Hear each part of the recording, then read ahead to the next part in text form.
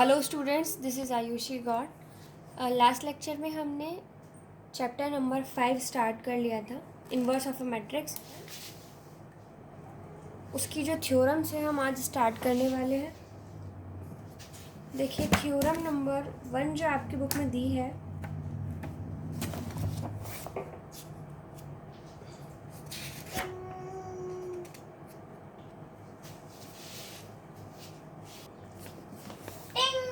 वो हम बाद में करेंगे। हम सबसे पहले कर रहे हैं थ्योरम नंबर 2। जो थ्योरम्स आपकी बुक में दी है हम उन्हें सॉल्व कर रहे हैं, प्रूव कर रहे हैं। थ्योरम नंबर 2 जो है आपकी हमारी बुक में जो थ्योरम नंबर 2 है वो ये दी है, if A be an a given square matrix of order n, then यदि ए क्या है, यदि ए एक n क्रम की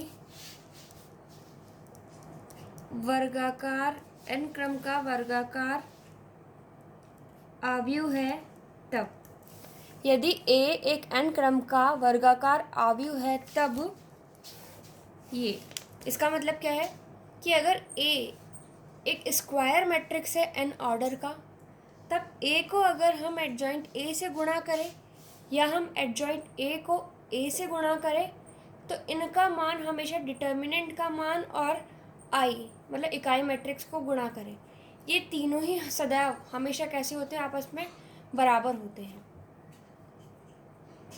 आपकी बुक में यहाँ पर n क्रम की जगह 3 क्रम दे रखा है, तो 3 क्रम जरूरी नहीं है। n क्रम मतलब कोई भी क्रम की मैट्रिक्स हो वर्गाकार, तो सबके लिए ये चीज़ सत्य है, ये सबके लिए प्रूवन है। तो आपकी बुक में 3 का दे रखा है, मैं आपको n का करवा रही हूँ क्योंकि n के लिए प्रूव है तो ऑब्वियस ही बात है 3 के लिए तो प्रूव हो ही जाएगा। इसका प्रूफ क्या है, हमने माना कि a एक मैट्रिक्स है, इसे हम 3 क्रम की ही ले रहे हैं।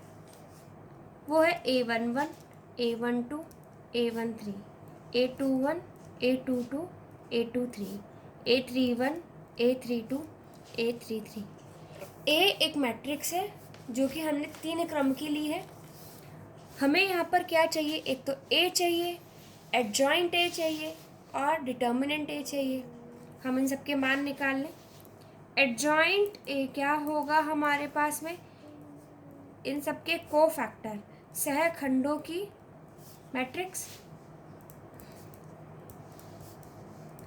और जब हम इसका ट्रांसपोज कर देंगे तो हमें क्या मिल जाएगा, adjoint of A. Adjoint of A मतलब ए का सहखंडज, इसका ट्रांसपोज करने से हमें मिलेगा। तो इसका मतलब एडजॉइंट ऑफ ए मुझे क्या मिल गया है, मैं इसका ट्रांसपोज कर दूँ, इसका परिवर्त कर दूँ, तो ये हो जाएगा A11, A12, A13, A21, A22, A23, A31, A32, A33। अब देखिए, हमें पहले क्या निकालना है, A इंटू एडजॉइंट ए। जब हम A इंटू एडजॉइंट ए करेंगे तो देखते हैं, मैंने यहाँ पे किया है A इंटू एडजॉइंट ए। देखिए A क्या है, ये A है हमारे पास में,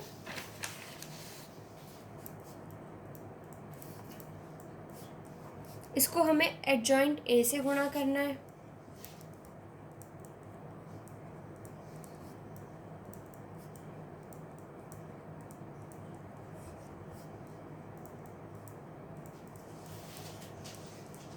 इसको जब हम इससे गुणा करेंगे तो हमें क्या मिलेगा, देखिए उससे पहले मैं आपको पिछले चैप्टर की एक प्रॉपर्टी याद दिला रही हूँ कि अगर किसी भी आव्यूह में अवयवों को, किसी भी पंक्ति अथवा स्तंभ के अवयवों को उसी के संगत सहखंडों से गुणा करके जोड़ दें तो हमें सारणिक का मान प्राप्त होता है। लेकिन यदि हमने किसी आव्यूह के किसी भी पंक्ति अथवा स्तंभ के अवयवों को दूसरी पंक्ति अथवा स्तंभ के सहखंडों से गुणा करके जोड़ा तो रिजल्ट हमेशा क्या आएगा, 0। इंग्लिश वाले बच्चे, हमने प्रॉपर्टी पढ़ी थी कि अगर कोई भी मैट्रिक्स है उसके किसी भी रो या किसी भी क्या कॉलम के एलिमेंट्स को अगर हम उसी के कॉरस्पॉन्डिंग कोफैक्टर से मल्टीप्लाई करके ऐड करते हैं तो हमें रिजल्ट में क्या मिलता है, डिटर्मिनेंट की वैल्यू मिल जाती है। लेकिन अगर हम किसी भी मैट्रिक्स में किसी रो या किसी कॉलम के एलिमेंट्स को दूसरी रो या दूसरे कॉलम के एलिमेंट्स से मल्टीप्लाई करके ऐड करेंगे तो हमेशा रिज़ल्ट क्या मिलता है, ज़ीरो। बस ये प्रॉपर्टी अगर आपको याद है तो हम इसे इजीली कर सकते हैं। देखो अगर मैं इसको गुणा करूँगी तो इसको इससे करूँगी, फिर इसको इससे। मैंने जब इसको इससे गुणा किया तो A11 जो है अपने संगत अपने कॉरस्पॉन्डिंग कोफैक्टर से ही गुणा हो रहा है, A11 into A11 plus A12 into A12, A13 into A13। तो ये जो मान आएगा ये किसके बराबर आएगा, डिटर्मिनेंट ए के। आप में से अगर कोई बच्चा है भूल गया है तो पिछला चैप्टर फिर से ढंग से पढ़ लें। अब इसको जब मैं इससे मैंने क्या किया, इस मैट्रिक्स की पहली रो के अवयवों को दूसरे कॉलम के अवयवों से जब गुणा किया है तो मुझे दिख रहा है कि A11 है, यहाँ A21 है। इसका मतलब इसके संगत कोफैक्टर नहीं है, ये तो किसका आ गया, दूसरी वाली रो का आ रहा है। तो ये इंटू ये प्लस ये इंटू ये प्लस ये इंटू ये, इसका मान क्या आ जाएगा, ज़ीरो। फिर इसको इससे करेंगे तो ये भी ज़ीरो, इसको इससे करेंगे तो ये ज़ीरो। अब मैं इसको जब इससे करूँगी तो देखिए A21 जो एलिमेंट है मेरा, जो अवयव है A21 है, वो किससे गुणा हो रहा है, उसी के संगत सहखंड कोफैक्टर से A21 से, plus A22 into A22 plus A23 into A23। तो ये जो मान है किसके बराबर होगा, डिटर्मिनेंट ए के। अब जब हम इसको इससे गुणा करेंगे तो ये ज़ीरो होगा। नेक्स्ट जब इसको इससे गुणा करेंगे तो ज़ीरो ज़ीरो, फिर देखो A31 plus A32 into A32 plus A33 into A33। तो ये मान भी किसके बराबर आ जाएगा, डिटर्मिनेंट ए के। ठीक है, इसका मतलब A इंटू एडजॉइंट ए जब हम निकाल रहे हैं तो वो क्या आ रहा है, मैं क्या कर सकती हूँ, किसी भी सारणिक में, सारणिक नहीं सॉरी हिंदी में किसी भी आव्यूह में, मतलब किसी भी मैट्रिक्स में हमने अचर गुणन स्केलर मल्टीप्लिकेशन पढ़ा है, मैं इस पूरी मैट्रिक्स में से डिटर्मिनेंट ए कॉमन निकाल सकती हूँ। तो मेरे पास अंदर क्या बचेगा, 1 0 0 0 1 0 0 0 1। तो ये किसके बराबर हो गया, ए इंटू एडजॉइंट ए किसके बराबर आ रहा है, डिटर्मिनेंट ए इंटू आई। हमें यही तो सिद्ध करना था कि ए इंटू एडजॉइंट ए किसके बराबर है, डिटर्मिनेंट ए इंटू आई। ये हमने सिद्ध कर दिया। इसी तरह से आप सिद्ध कर सकते हैं एडजॉइंट ए इंटू ए। तो आपको यहाँ पे क्या करना है, इसको आगे इसको पीछे लिख देना है, ये आगे आ जाएगा ये पीछे आ जाएगा, उससे भी सेम इसी तरह की चीज़ मिल जाएगी और डिटर्मिनेंट ए इंटू आई आपका आ जाएगा। तो ये हम सिद्ध नहीं कर रहे हैं, इसे डायरेक्टली लिख रहे हैं। That similarly we can prove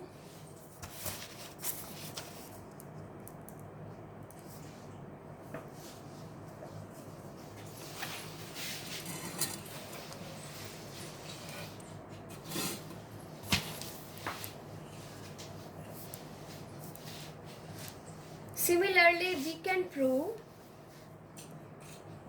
adjoint A into A is equals to determinant A into I। ठीक है, हम ऐसा प्रूव कर सकते हैं। इसे समीकरण 1 बोल देंगे, इसे हम बोल देंगे समीकरण नंबर 2। तो इसका मतलब फ्रॉम 1 and 2, समीकरण 1 तथा 2 से हम क्या कह सकते हैं कि A इंटू एडजॉइंट ए बराबर एडजॉइंट ए इंटू ए बराबर डिटर्मिनेंट ए इंटू आई। तो ये हमारी फर्स्ट थ्योरम जो थी वो प्रूव हो गई है। और हम क्या कह सकते हैं, देखो अब जो स्टेटमेंट है आपको क्या क्या याद रखना है, ये नोट लिख लें हैं आप लोग। ठीक है, नोट में हमारे पास में क्या क्या है ये सब आपकी बुक में दे रखे हैं, एक मैं एक्स्ट्रा भी लिखवा दूंगी आपको। हमें क्या पता पड़ा है, हमें ये ध्यान रखना है कि यदि ए व बी दो समान क्रम के आव्यूह हैं। इंग्लिश वाले बच्चे लिखेंगे if A and B are two square matrix of same order. तो पहली चीज़, ये सब स्टेटमेंट आपको याद रखने। पहला क्या होगा, ए इंटू एडजॉइंट ए बराबर एडजॉइंट ए इंटू ए, इसके बराबर होता है डिटर्मिनेंट ए इंटू आई, चाहे ए का क्रम कुछ भी हो। सेकंड जो है वो क्या होता है कि अगर आप एडजॉइंट ऑफ एडजॉइंट ए लेते हैं, एडजॉइंट ए को निकाल कर फिर आप उसका फिर से एडजॉइंट निकालते हैं, तो ये क्या आता है, एडजॉइंट ए की पावर n-2 इंटू ए। ठीक है। थर्ड जो है आपका वो क्या है, एडजॉइंट ऑफ ए ट्रांसपोज। अभी तो हमने क्या निकाला, एडजॉइंट ए। अगर हम ए के ट्रांसपोज का एडजॉइंट निकालें तो वो उसी के बराबर होता है कि अगर आपने एडजॉइंट ए पहले निकाल लिया और उसका ट्रांसपोज ले लिया।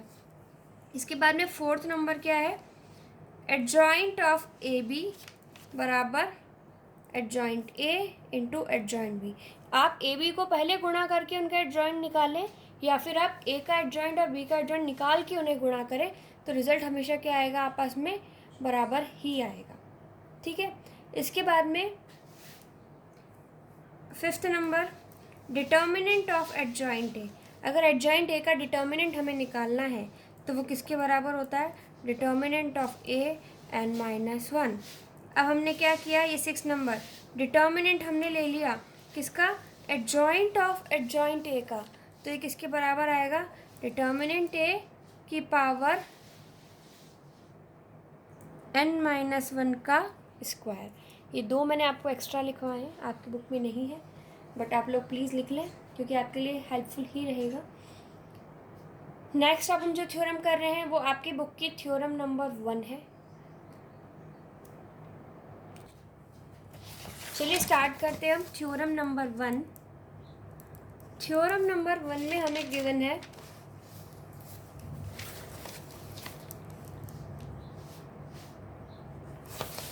Necessary and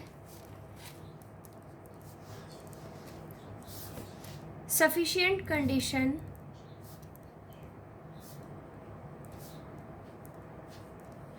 to be non-singular matrix for a square matrix is determinant A is not equals to 0। Hindi वाले जो बच्चे हैं वो क्या लिखेंगे, एक वर्ग आव्यूह ए के व्युत्क्रमणीय होने के लिए आवश्यक व पर्याप्त शर्त है कि determinant A is not equals to 0। ये हमने पढ़ा है जब हमने व्युत्क्रमणीय आव्यूह पढ़ा था, नॉन सिंगुलर मैट्रिक्स मैंने आपको कल बताया था। कोई भी मैट्रिक्स अगर ए आपको दे रखी है तो वो नॉन सिंगुलर कब होगी, जबकि उसका डिटर्मिनेंट, उसके सारणिक का मान 0 के बराबर ना हो। अब हमें इसने क्या कहा है, पर्याप्त कंडीशन, आवश्यक व पर्याप्त शर्त ये बताई है कि अगर एक मैट्रिक्स ए है तो वो व्युत्क्रमणीय कब होगी, जबकि उसके सारणिक का मान 0 के बराबर ना हो। तो पहली जो हमें करनी है, पहले हमें आवश्यक शर्त करनी है। आवश्यक मतलब नेसेसरी कंडीशन में भी हमें यही बताना है। हमें माना, let A B and I are 3 matrices of order n। ठीक है। हिंदी वाले बच्चे लिखेंगे, माना ए बी तथा आई 3 n क्रम के आव्यूह हैं।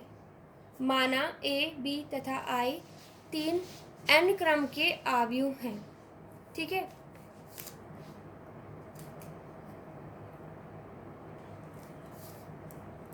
तब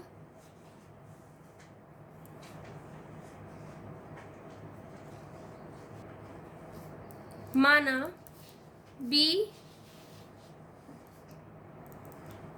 अवयव ए का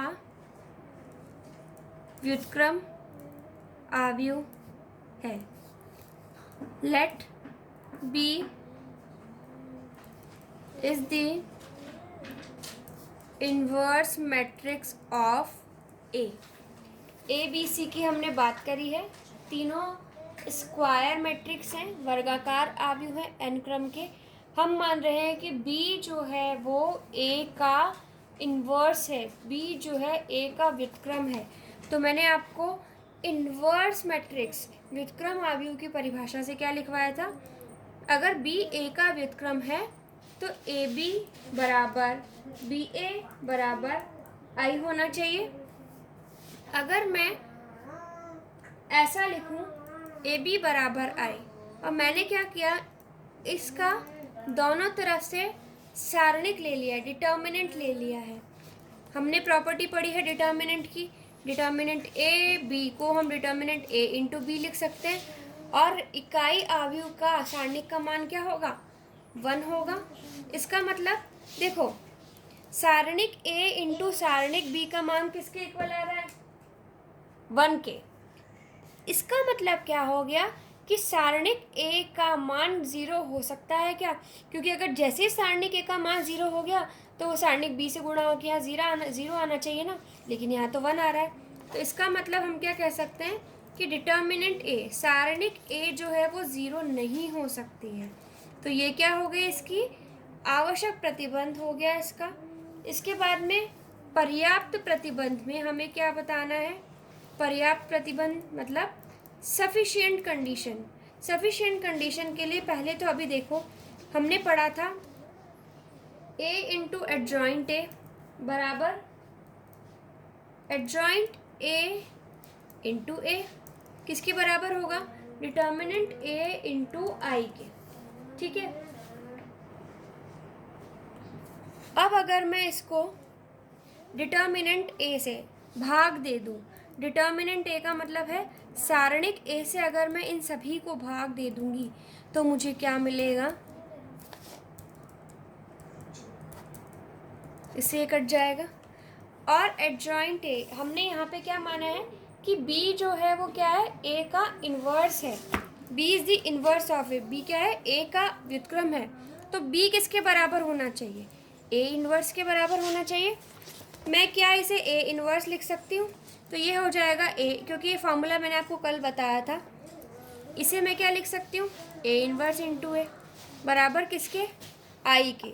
ए इन्वर्स किसके बराबर होता है? बी के।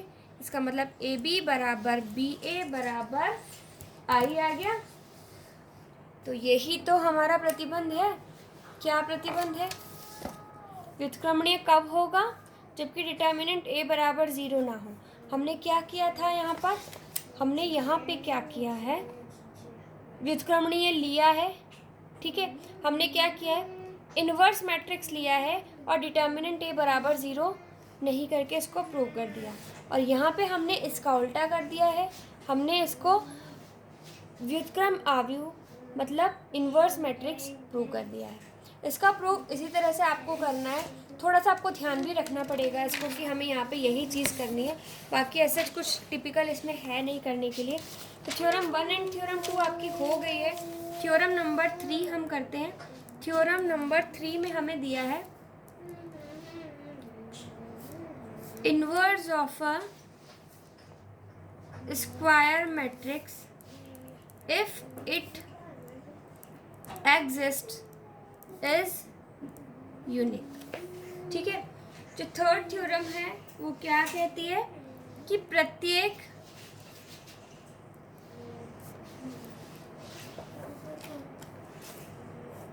व्युत्क्रमणीय अवयव का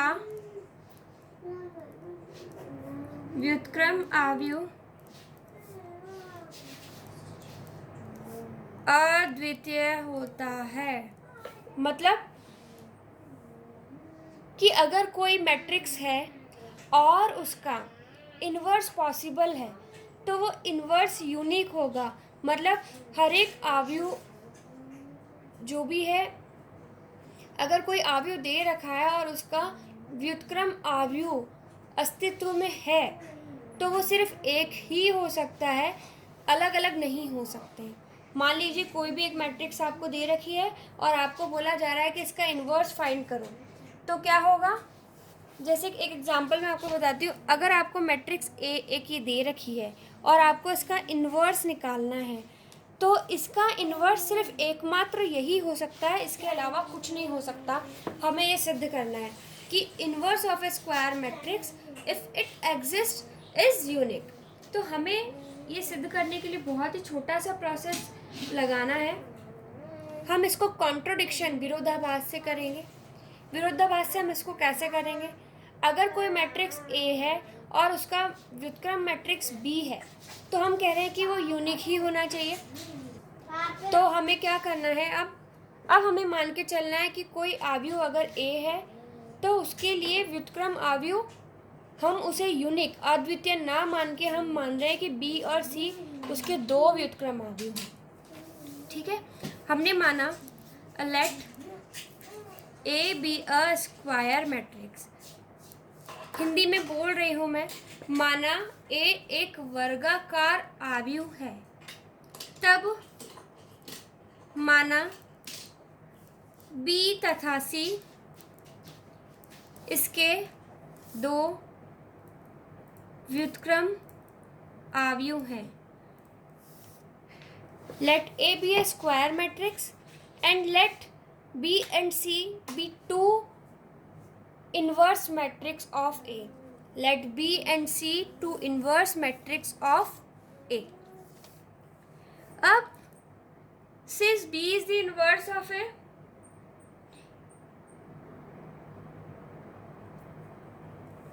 हमने क्या कहा है?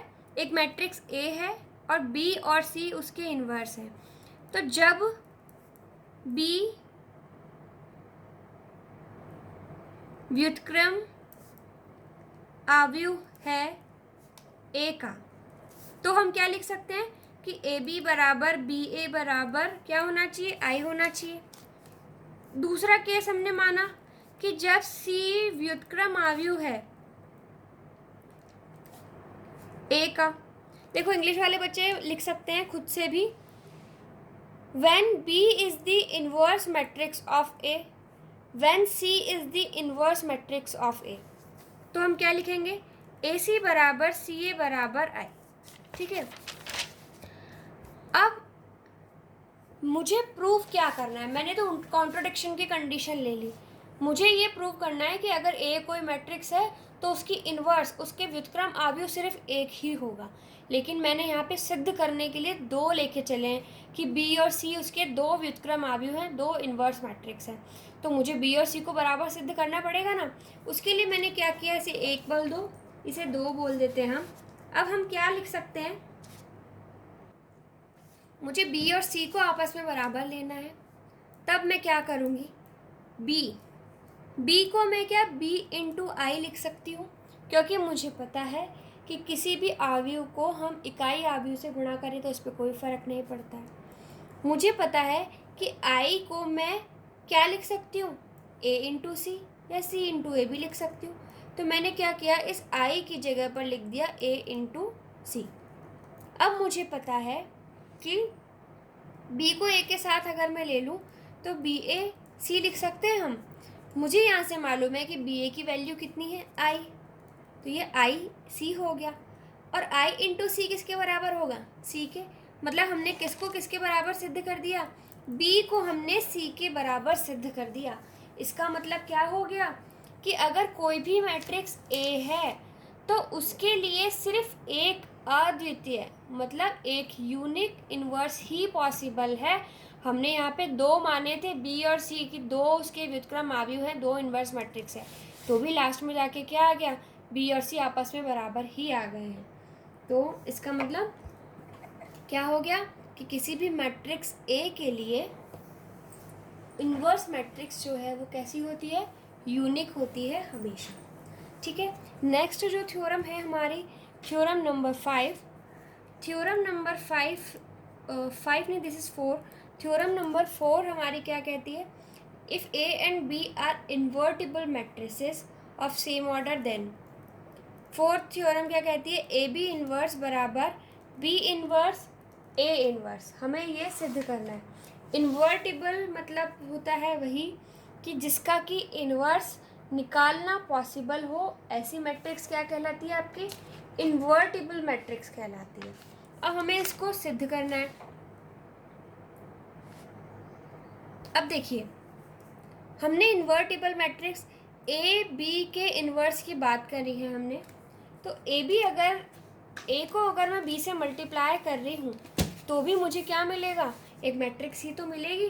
तो इसको प्रूव करने के लिए हम क्या करेंगे? हमने ऐसा पढ़ा है, ए इंटू ए इन्वर्स किसके बराबर होता है? आई के बराबर होता है। तो हम ऐसा भी तो लिख सकते हैं, A B into A B का इन्वर्स जो है, A B into A B का इन्वर्स भी किसके बराबर होना चाहिए? आई के बराबर होना चाहिए। अब मैं क्या कर रही हूँ? इसको प्री मल्टीप्लाई,